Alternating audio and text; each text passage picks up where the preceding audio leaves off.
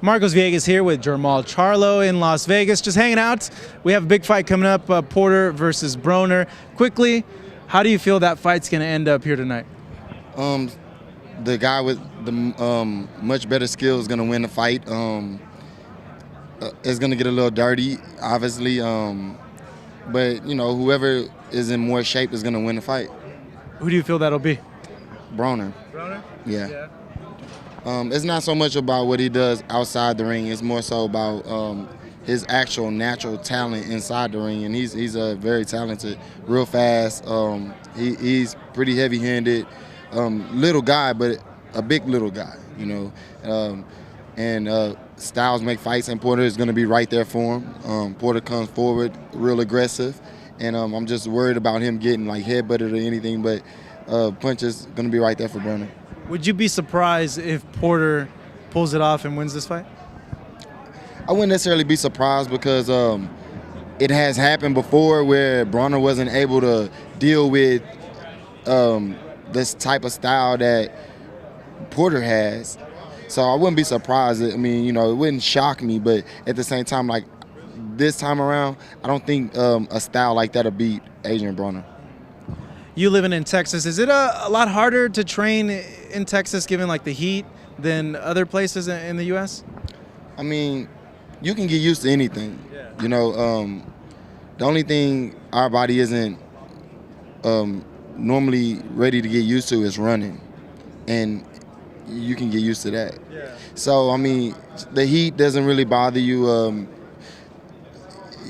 I mean, you train hard no matter where you at, and we train very hard in Houston. Although it's been raining and flooding, and we still been getting it in. Yeah, hurricanes. You guys have a lot of hurricanes over there, right? Yeah. That's something you don't ever get used to. That's what you can't get used to. It comes when least expected. Now, looking at you in your career, when are you going to get back in the ring? What do you got scheduled coming up? Right now, I'm just waiting on the IBF world title fight with Canelo Broner. He suffered a cut during camp, which set us back a little bit. Hopefully, he heals up, and there won't be any excuses when we do meet up. When do you feel that'll be likely? Like maybe September, October, somewhere around there, or? No, the IBF gave him till September 6th, I believe. So around August, we should be getting it in. So at this point, with pre-camp, what do you focus on? What do you do when you don't really have a solid date for a fight yet?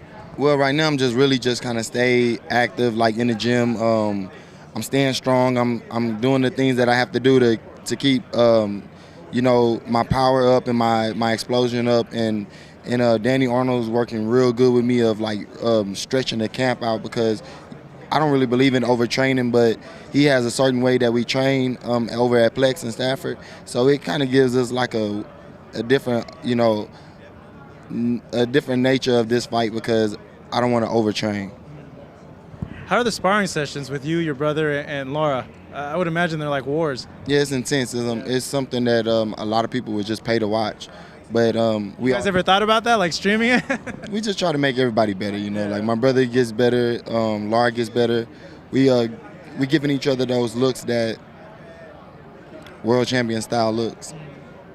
For you, I asked your brother this question. What's his ultimate goal by the end of the year? And it's the same question to you. Where do you see yourself if I run into, say, in December, that you would have accomplished? Getting the world title. Yeah. This year is the year of me capturing the world title and bringing it back to Houston. And at that point, then, what's the goal after the world title? What do you want to do? Unify, or who's on the radar? I want to go up to 160 and play with the big boys. Yeah.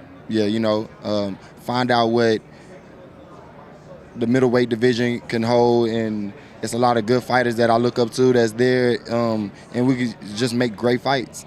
Do you and your brother ever like not argue, but be like, "No, I want this guy," and you're like, "No, I want this guy"? Yeah, we do that often. You know, it was at a time where he was like he was ranked high for the IBF, and I was lower than him, and he got the chance to fight Demetrius Andre, and I was like, but he mentioned my name, you know, like, but But it is what it is, and we just kind of waiting on our turn. Do you want to do something like what the Klitschko's did, where they were kind of kingpin of one division? Is that something you guys have discussed and wanting to do? Because when we both at the top, no matter what, they have to see our name when they think junior middleweight. Yeah. Now, looking at 160, the guy right there is Gennady Golovkin. If you go up, obviously, he's the guy you'd have your sights on. What do you make of him and his skills? And for you, do you feel that he was exposed in the last fight that he had? I mean, every fight you can kind of say that, but GGG has even gotten better, and his punching power has gotten better. Yeah. And he's a guy that you set a goal and you achieve it, and he's beatable. He's not like he's flawless. He makes mistakes. I watched him live a few times, and Golovkin is a great fighter. I'm not taking nothing away from him, but when we see him fight guys that's up there in the top nature A-class fighters, and I'm not down in Willie Nelson or anyone who we fought or any of those guys that he knocked out recently, but those guys hadn't been active as much as I've been active. They hadn't been in that spotlight as much. So when they, it plays a part when you active enough. It's a lot of middleweights that he still haven't fought, to say that he's the best middleweight. They have a few names out there that has titles that he still hasn't even mentioned, because he's taking his time and he's stretching it out. He's holding on to the belt as long as he can. What's a harder fight for you, Canelo or Cotto, and why?